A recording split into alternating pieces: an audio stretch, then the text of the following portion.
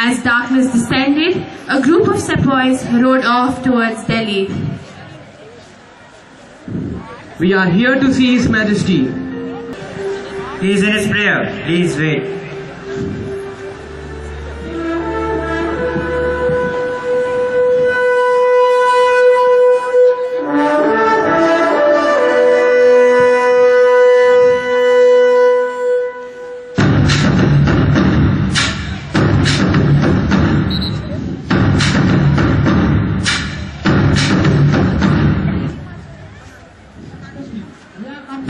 After killing all the Englishmen there. What made you do that? They asked us to bite the bullets coated with the fats of cows and pigs. We want you to lead us through this revolt. We want you as our leader. Okay.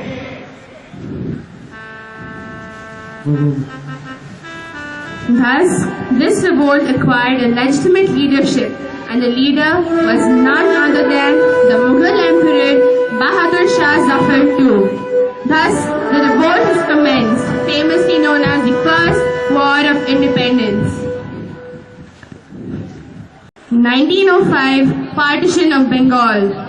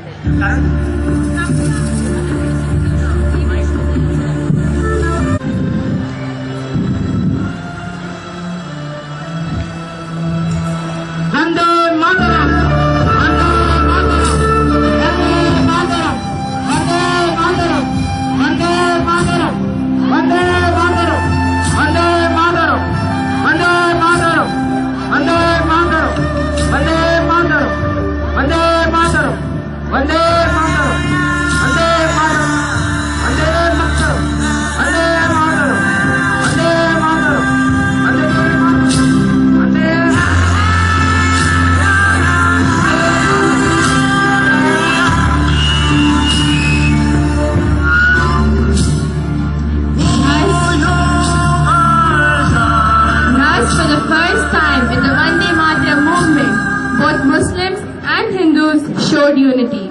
As a result, Lord Curzon has to call off Partition of Bengal in 1911. 1919 Jallianwala Bagh incident takes place in the Jallianwala Bagh Public Garden, the North Indian city of Amritsar, on 13 April 1919.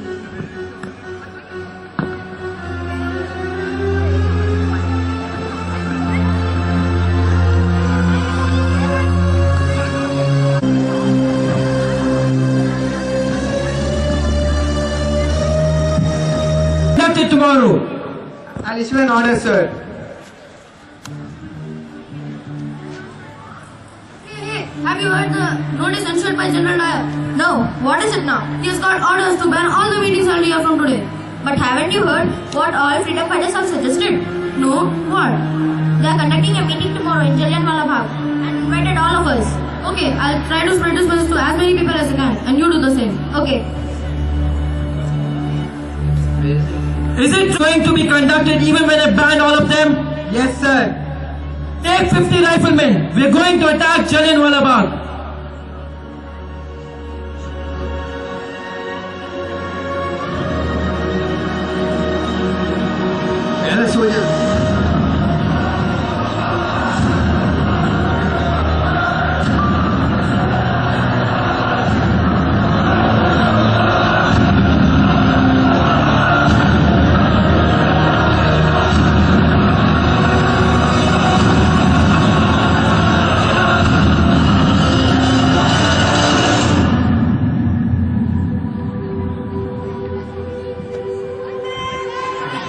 Fire!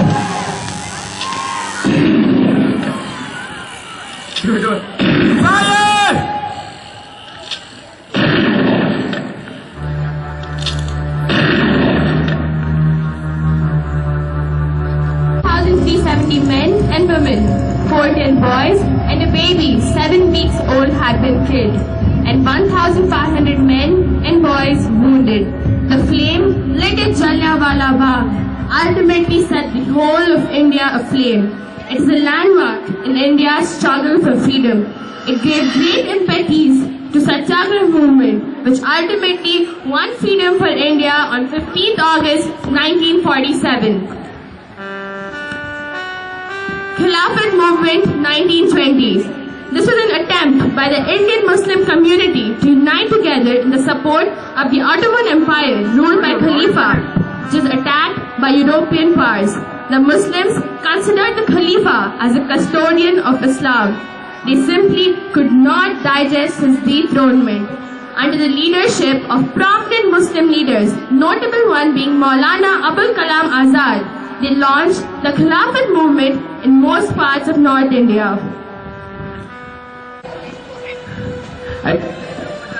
It's not coming in. The idea of Khilafat movement. But I think in order to make it more imminent, we must join the cooperation movement with it. Yes, Gandhiji, I think that's a very good idea. We will get started soon. I think that this movement will also unite Hindus and Muslims of the country to some extent.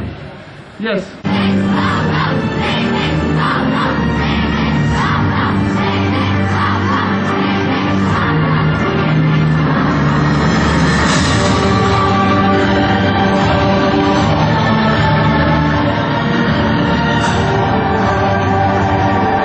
In an attempt to frighten and disperse the crowd, the police fired warning shots in the air, but this only agitated the crowd, who began throwing stones.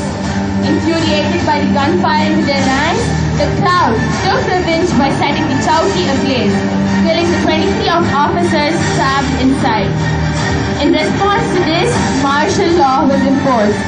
On February 12, 1922, the Indian National Congress halted the non-cooperation movement on the national level as a direct result of the Chauri Chaura tragedy.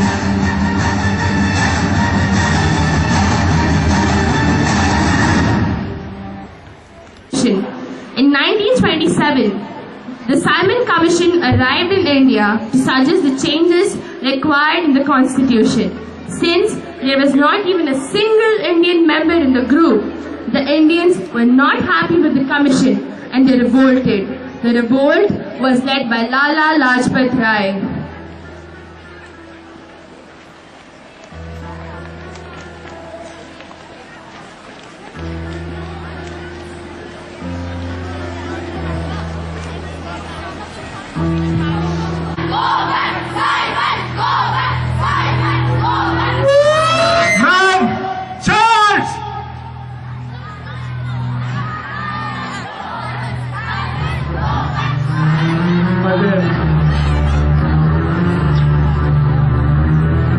The British were ultimately not happy with the response and replied with brutal repression.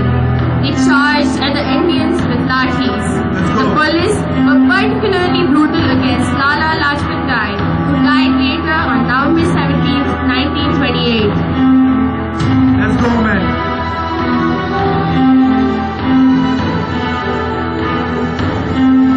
Bhagat Singh. On Lala Lajpat Rai's death. It's about time! Get ready! Arm yourself!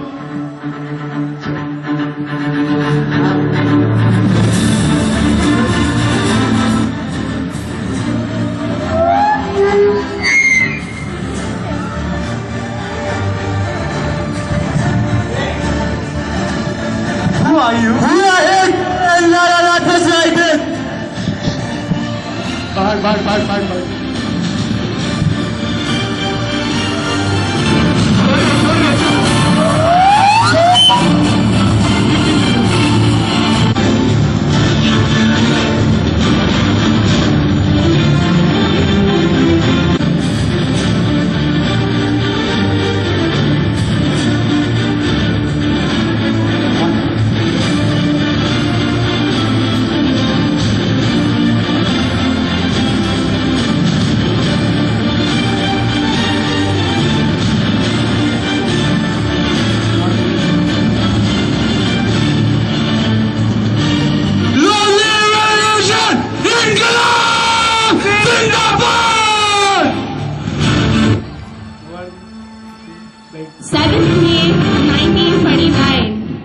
Bhagat Singh and Dutt were tried for assembly bombing. They were hanged on 23rd March 1931 and Bhagat Singh was just 23.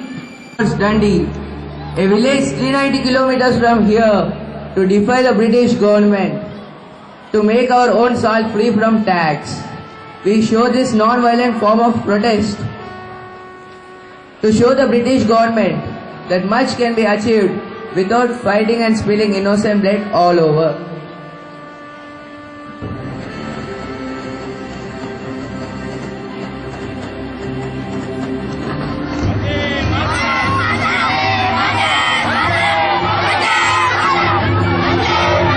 The crowd shouts and cheers for Gandhi and start the march. Gandhi leads the way with all sorts of people behind him.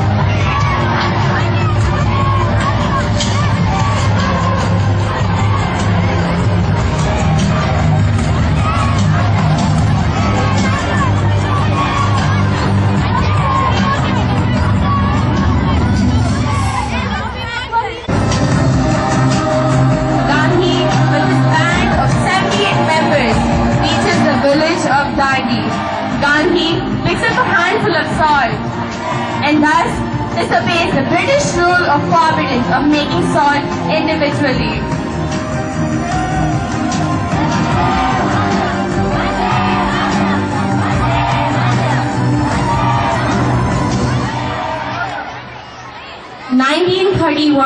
Gandhi-Irvine Pact.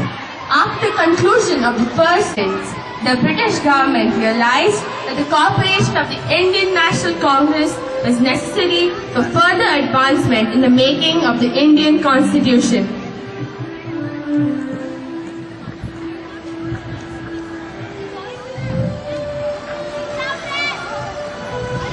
Invite Mr. Gandhi for a talk.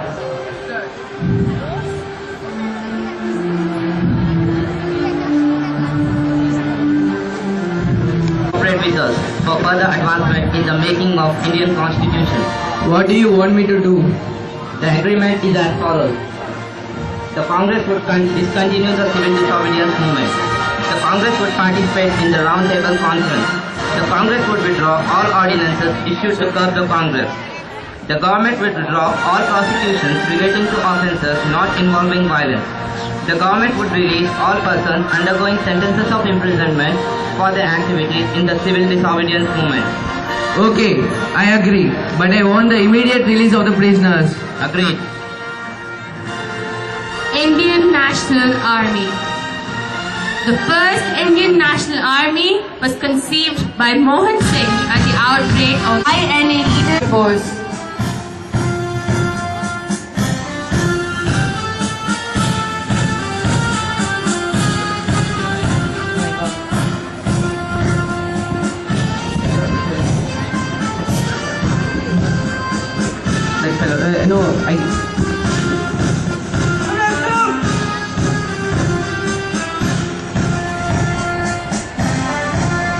It's our duty to pay for liberty with our own blood.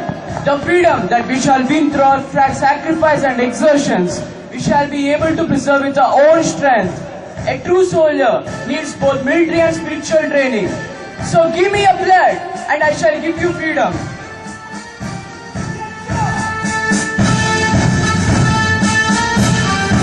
Between November 1945 Approximately 10 court-martials were held. These trials attracted much publicity and public sympathy for the defendants who were perceived as patriots in India. INA soldiers were tried at Red Fort, and the result was death penalty, life imprisonment, or fine as a punishment. On the recommendation of Lord Mountbatten of Burma and agreed by Nehru as a condition for independence, the INA soldiers were not re-inducted into the Indian Army. Partition of India and independence. The actual division of British India took place according to the Mountbatten Plan, 3rd June 1947.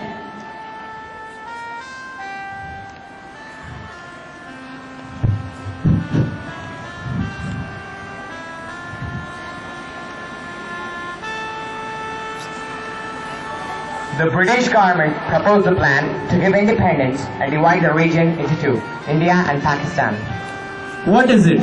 The plan's main points are: Hindus and Muslims in Punjab and Bengal legislative assemblies will meet and vote for partition. If a simple majority of either group wants partition, then these provinces will be divided. Sindh is to take its own decision. The fate of the Northwest Frontier Province and the Silate of Bengal is to be decided by referendum. India will be independent by 15th August 1947. The separate independence of Bengal is also ruled out. A boundary commission will be set up in case of partition. What is your opinion? Nehru and Gandhi have a conversation. Why are you silent? I am for United India. My opinion is always the same and you can't change it. Please, have a second thought. I am inclined to the United India. If the majority of the Congress accepts, I cannot change the fate.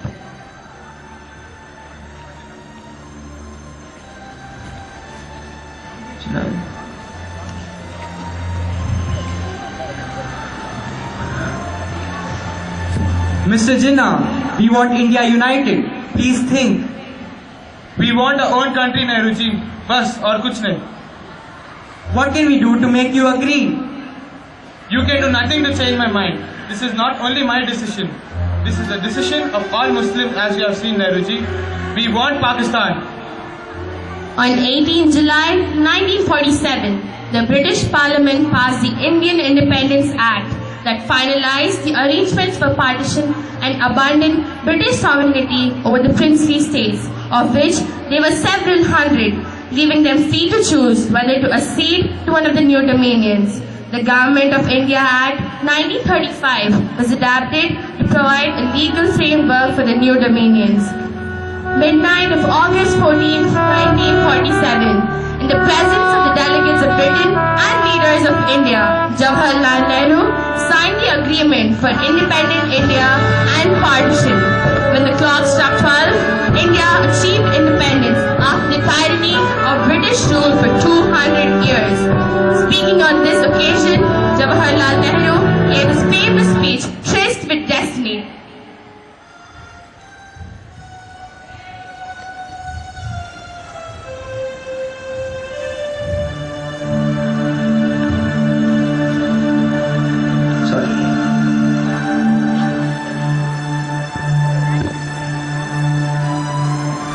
Long years ago, we made a tryst with destiny, and now the time comes when we shall redeem our pledge, not wholly or in full measure, but very substantially. At the stroke of the midnight hour, when the world sleeps, India will awake to life and freedom. A moment comes which comes but rarely in history, when we step out from the old to the new, when an age ends, and when the soul of a nation, long suppressed, finds utterance. It is fitting that at this solemn moment, we take the pledge of dedication to the service of India and her people, and to the still larger cause of humanity. At the dawn of history, India started on an unending quest and trackless centuries filled with her striving and the grandeur of her success and her failures. Through good and ill fortune alike, she has never lost sight of that quest or forgotten the ideals which gave her strength. We end today a period of ill fortune, and India discovers herself again. The achievement we celebrate today is but a step, an opening of opportunity to the greater triumphs and achievements that await us. Are we brave enough and wise enough to grasp this opportunity and accept the challenge of the future? That future is not one of ease or resting, but of incessant striving, so that we may fulfill the pledges we have for so often taken, and the one we shall take today. The service of India means the service of the millions who suffer. It means the ending of poverty and ignorance and disease and inequality of opportunity. The ambition of the greatest man of our generation has been to wipe every tear from every eye. That may be beyond us, but as long as there are tears and suffering, so long our work will not be over. And so we have to labor and work hard to give reality to our dreams. Those dreams are for India, but they are also for the world. For all the nations and peoples are too closely knit together for any one of them to imagine that it can live apart. Peace has been said to be indivisible. So is freedom, so opportunity to the common man, to the peasants, and to the workers of India, to fight and end poverty and ignorance and disease, to build up a prosperous, democratic, progressive nation, and to create social, economic, and political institutions which will ensure justice and fullness of life to every man and every woman. We have hard work ahead. There is no resting for any one of us till we redeem our pledge in full, till we make the people of India what destiny intended them to be. We are citizens of a great country on the verge of bold advance, and we have to live up to that high standard. All of us, to whatever religion we may belong, are equally the children of India with equal rights, privileges and obligations. We cannot encourage communalism or narrow-mindedness, for no nation can be great whose peoples are narrow in thought and in action. To the nations and peoples of the world send greetings and pledge ourselves to cooperate with them in furthering peace, freedom and democracy. And to India, our much-loved motherland, the ancient, the eternal and the ever-new, we pay our reverent homage and we bind ourselves afresh to her service. Jai Hind!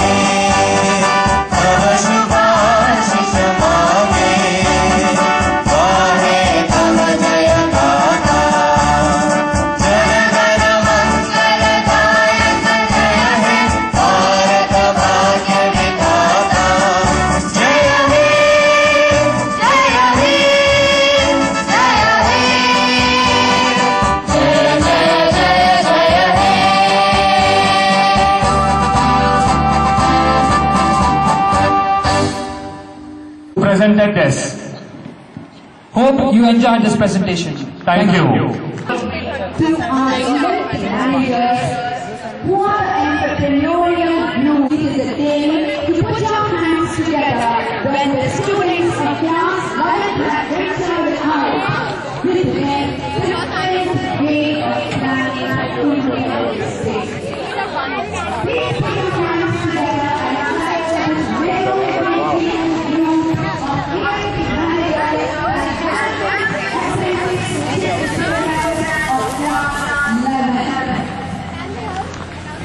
I have no long speech, but I must tell you that it is a pleasure of watching best in the citizens of Egypt. It is one of the most ancient cultures in the world.